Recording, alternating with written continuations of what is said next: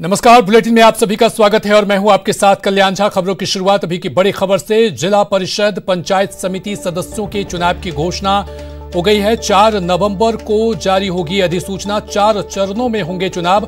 प्रथम चरण के लिए 23 नवंबर को मतदान होगा, वहीं दूसरे चरण के लिए 27 नवंबर को मतदान होगा। तीसरे चरण के लिए 1 दिसंबर को मतदान होगा, वहीं चौथे चरण के लिए 5 दिसंबर को मतदान होगा। सुबह 7:30 बजे से शाम 5 बजे तक होगा मतदान और 8 दिसंबर को होगी मतगणना। तो जिला परिषद और पंचायत समिति के सदस्यों का रण का ऐलान हो गया है। 23 नवंबर से 5 दिसंबर के बीच 4 चरणों में चुनाव होगा। 8 दिसंबर को नतीजे आएंगे, वहीं 4 नवंबर को जारी होगा नोटिफिकेशन। चलिए और अधिक जानकारी के साथ प्रेम मीणा हमारे साथ जुड़ गई हैं। पंचायत रण की तारीख मुकर्रर कर दी गई है, क्या कुछ जानकारी इस बाबत?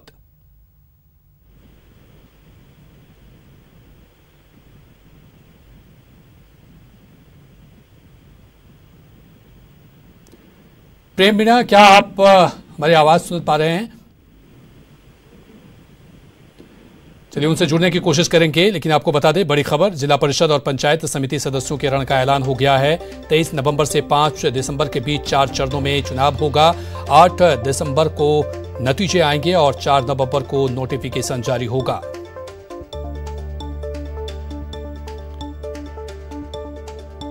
तो बड़ी खबर आपको बता रहे हैं, पंचायत रण की तारीख मुकर्रर कर दी गई है। 4 चरणों में चुनाव होगा। 23 नवंबर से 5 दिसंबर के बीच 4 चरणों में चुनाव होगा। 8 दिसंबर को नतीजे आएंगे, वहीं 4 नवंबर को नोटिफिकेशन जारी होगा।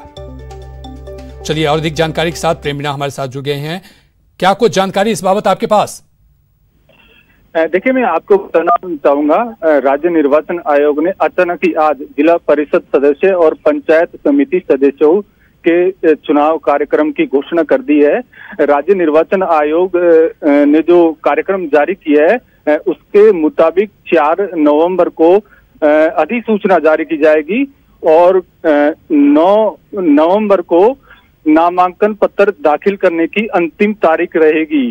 10 नवंबर को नामांकन पत्रों की जांच होगी और इसी दिन यानी 11 नवंबर को नामांकन पत्र वापस लिए जा सकते हैं। चुनाव चिन्ह प्रतीकों का आवंटन 11 नवंबर को होगा और मतदान दल रवाना 22 नवंबर को होंगे।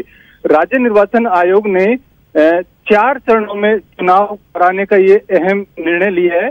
प्रथम चरण के लिए 23 नवंबर को मतदान होगा, दूसरे चरण के लिए 27 नवंबर को मतदान होगा, तीसरे चरण के लिए 1 दिसंबर को वोटिंग होगी, चौथे चरण के लिए 5 दिसंबर को मतदान होगा। मतदान का समय इस बार आयोग ने प्रातः 7:30 बजे से शाम 5 बजे तक रखा है। हम आपको बताना चाहेंगे, ग्राम पंचायत चुनाव में आयोग ने मतदान का समय 5:30 बजे तक रखा था, यानी आधे घंटे की कटौती यहाँ की गई है। मतगणना दिसंबर को होगी, जिला मुख्यालय पर ही ये मतगणना होगी और सुबह 9 बजे से ये मतगणना शुरू होगी।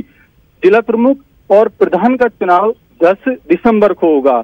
उप प्रमुख और उप प्रधान का चुनाव 11 दिसंबर को होगा। इस तरह कहा जा सकता है कि आयोग ने इस तरह अचानक ये जिला परिषद सदस्य और पंचायत समिति सदस्यों के चुनाव कार्यक्रम घोषित किए है, उससे ये पूरी तरह आभास हो रहा है कि आयोग चुनाव कराने के लिए पूरी तरह प्रतिबद्ध है। ऐसा माना जा रहा था कि 1 नवंबर के आसपास आयोग चुनाव कार्यक्रम घोषित करेगा, लेकिन इससे पहले ही आयोग ने चुनाव कार्यक्रम घोषित कर दिया गया है। हम आपको बताना चाहेंगे जिला परिषद सदस्य और पंचायत समिति सदस्य हैं, इनके लिए खर्च सीमा भी आयोग ने तय की है। जिला परिषद के सदस्य 75,000 और पंचायत समिति सदस्य 1.5 लाख रुपए खर्च कर सकते हैं, इससे ज्यादा खर्च नहीं किया जा सकता। तो आयोग ने ग्राम पंचायत चुनाव के बाद 6 नवगठित 6 नगर निगमों के चुनाव के बाद अब जिला परिषद सदस्य और पंचायत समिति सदस्यों के चुनाव कार्यक्रम भी घोषित कर दिए है। अब प्रदेश की 129 स्थानीय निकाय के चुनाव कब होंगे, इस पर प्रदेश की जनता की निगाह टिकी हुई है। जी, बहुत बहुत शुक्रिया तमाम जानकारी के लिए प्रेम मीणा जी। तो जिला परिषद और पंचायत समिति सदस्यों के रण का ऐलान हो गया है। 23 नवंबर से 5 दिसंबर के बीच 4 चरणों में चुनाव होगा। वहीं 8 दिसंबर को नतीजे आएंगे और 4 नवंबर को जारी होगा नोटिफिकेशन।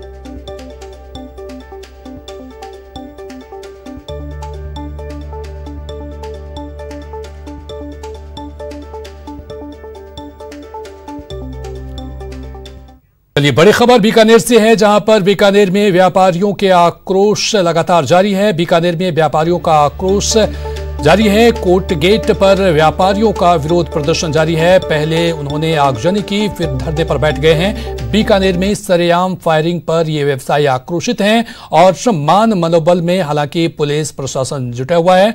आरोपियों की जल्द गिरफ्तारी की मांग की जा रही है। बता दें कि बीकानेर में सुबह से ही व्यापारी विरोध प्रदर्शन कर रहे हैं। स्क्रीन पर आप 3 तस्वीरें देख सकते हैं। पहली तस्वीर आगजनी की, व्यापारियों ने कोर्ट गेट पर टायर जलाकर अपना विरोध दर्ज किया। वहीं दूसरी तस्वीर धरने की है। टायर जलाने के बाद कालगेट पर व्यापारी धरने पर बैठ गए और फायरिंग के आरोपी की जल्द गिरफ्तारी की मांग की। वहीं तीसरी तस्वीर वार्ता की है, जहां कलेक्ट्रेट में पीड़ित परिजन और प्रतिनिधिमंडल के साथ वार्ता हो रही है, जिसमें एसपी और कलेक्टर भी मौजूद हैं।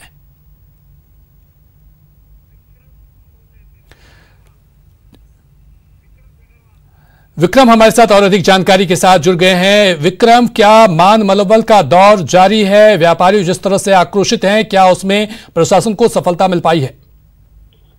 जी बिल्कुल, जिस तरह का जो रोष व्यापारियों का देखा जा रहा था और उसके बाद अब मान मनोबल की बात जो है वो शुरू हो गई है और जिला प्रशासन की तरफ से अब परिजनों को और एक प्रतिनिधि मंडल को कलेक्ट्रेट सभागार में बुलाया गया है और जिला कलेक्टर और एसपी की मौजूदगी में इस प्रतिनिधि मंडल के साथ वार्ता की जा रही है, ताकि पूरे मामले पर किस तरह से जो रोष था लोगों का उसको लेकर उसे शांत करने की प्रशासन ने कवायद शुरू कर दी है। और इसमें मुख्य रूप से आरोपियों की गिरफ्तारी और पीड़ित जो है पक्ष है उसको एक मुआवजे की मांग को लेकर अभी वार्ता चल रही है।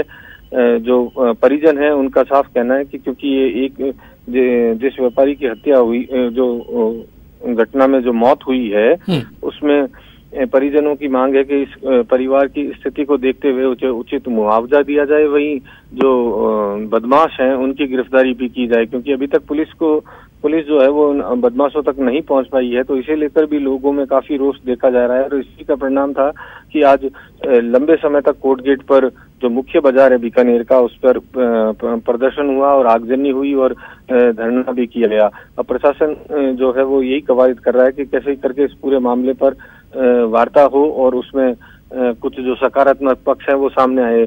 और जो विश्वसनीय सूत्र हैं वो उनसे हमें एक जानकारी भी मिली है कि इस पूरे मामले को लेकर अब, क्योंकि सरकार भी इस मामले को लेकर गंभीर हुई है और कहीं ना कहीं अब कुछ पुलिस कर्मियों पर भी इस मामले को लेकर गाज गिरने की संभावनाएं जताई जा रही है।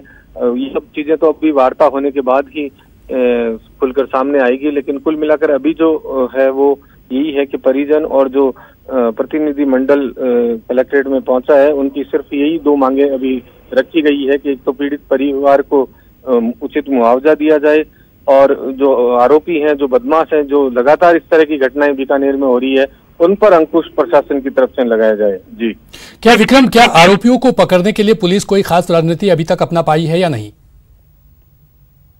जी बिल्कुल, पुलिस जो है वो आरोपियों की तलाश में जुटी हुई है, लेकिन हालांकि अभी तक जो कल की जो घटना है उसके आरोपियों का अभी तक पुलिस उन्हें नहीं पकड़ पाई है। लेकिन पुलिस की टीमें अलग अलग जगहों पे दबिश दे रही है और इससे पहले जो घटनाएं हुई उनमें से कल एक घटना में कुछ लोगों को पुलिस ने गिरफ्तार भी किया है, लेकिन जो मुख्य आरोपी है उस तक पुलिस नहीं पहुंच पाई है। तो ये इन सब चीजों को लेकर ही जो व्यापारी वर्ग है वो भयभीत है और उसमें एक कहीं ना कहीं जो आम लोग हैं उनमें भी डर है कि पुलिस अपराधियों तक पहुंच क्यों नहीं पा रही है। हालांकि प्रयास पूरे पुलिस प्रशासन की तरफ से भी किए जा रहे हैं, अलग अलग टीमें जो हैं वो तलाशी में लगी हुई हैं कि जी निश्चित तौर पर तो आरोपियों की जल्द गिरफ्तारी की मांग यहां पर लगातार की जा रही है। हालांकि पुलिस इस मामले में आरोपियों की गिरफ्तारी में जुटी हुई है। तमाम जानकारी के लिए बहुत बहुत शुक्रिया।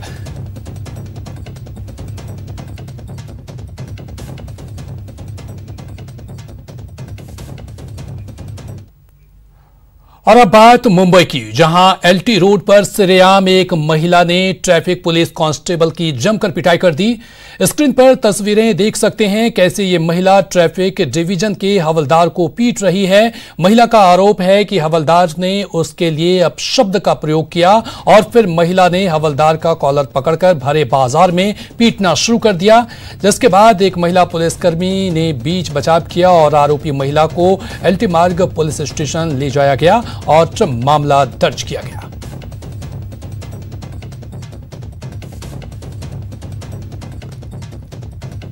तो ये तस्वीरें हैं एलटी रोड पर, मुंबई की एलटी रोड की, जहां पर सरेआम एक महिला ने ट्रैफिक पुलिस कांस्टेबल की जमकर पिटाई कर दी है और महिला का साफ तौर पर कहना है कि ये हवलदार उसके लिए अपशब्द का प्रयोग किया और फिर महिला ने हवलदार का कॉलर पकड़कर भरे बाजार में पीटना शुरू कर दिया। हालांकि महिला पुलिसकर्मी बीच बचाव करने के लिए आई और आरोपी महिला को एलटी मार्ग पुलिस स्टेशन ले जाया गया और मामला दर्ज किया गया।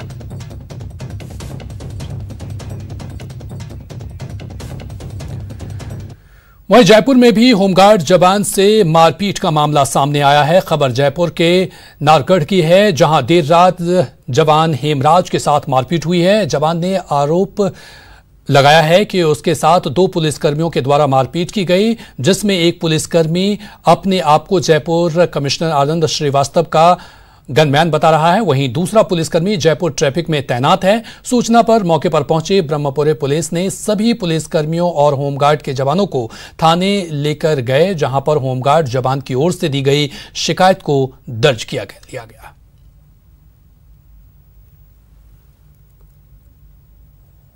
तो जयपुर में होमगार्ड जवान पिटाए। वो हूँ, गनमैन हूँ, कैसे नहीं हटाएगा गाड़ी, खड़ा हो। जबरदस्ती मेरी वर्दी पकड़ के खींचने लग गए और मेरे साथ मारपीट की, मेरा मोबाइल छीनने लगे। जब मैं मोबाइल छुड़ा के मैं इधर भाग के आया और मैंने वायरलेस से कॉल की और फिर मेरे जवान भग के गए और फिर मेरे को बचाया।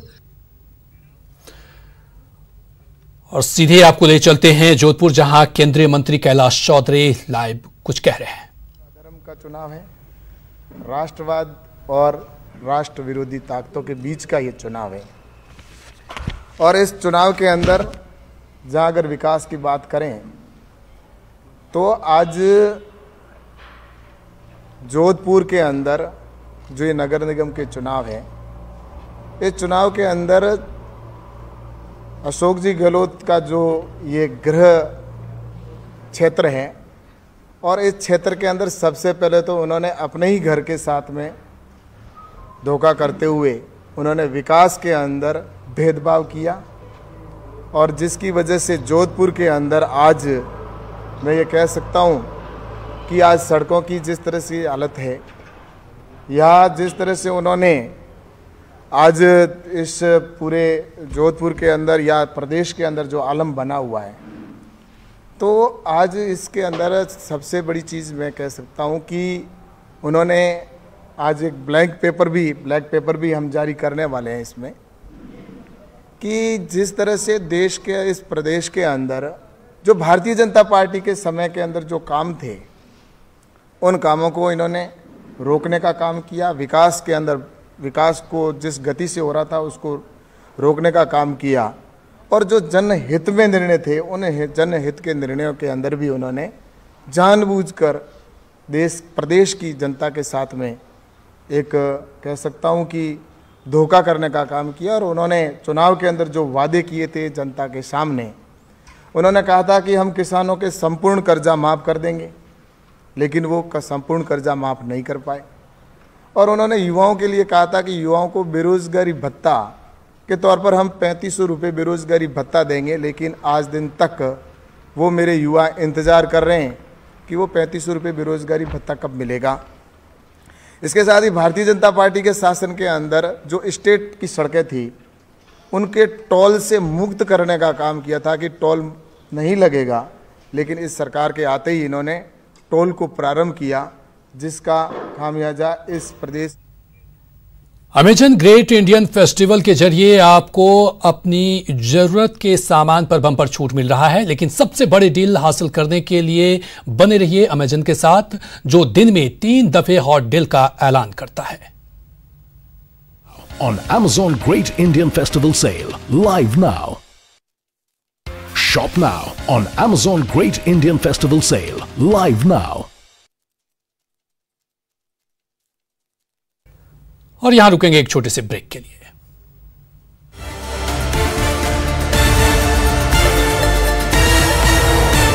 और मदन दिलावर पीसी कर रहे हैं, सीधे सुनते हैं उन्हें।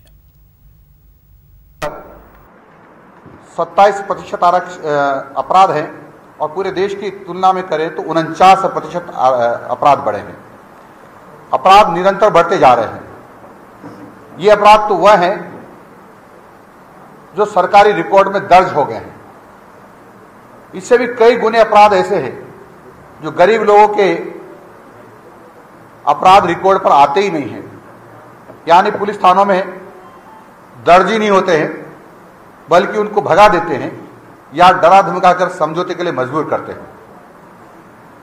महिलाओं पर अत्याचार का तो आप सब लोग को पता है, चाहे अस्पताल में हो, चाहे सरकारी की संस्थान में हो, चाहे खेत में हो, चाहे खलिहान में हो, चाहे गांव में या शहर में हो, छोटी छोटी बच्चियों को भी इतनी हैवानियत के साथ उनके साथ अत्याचार कर रहे हैं जिसकी कोई सीमा।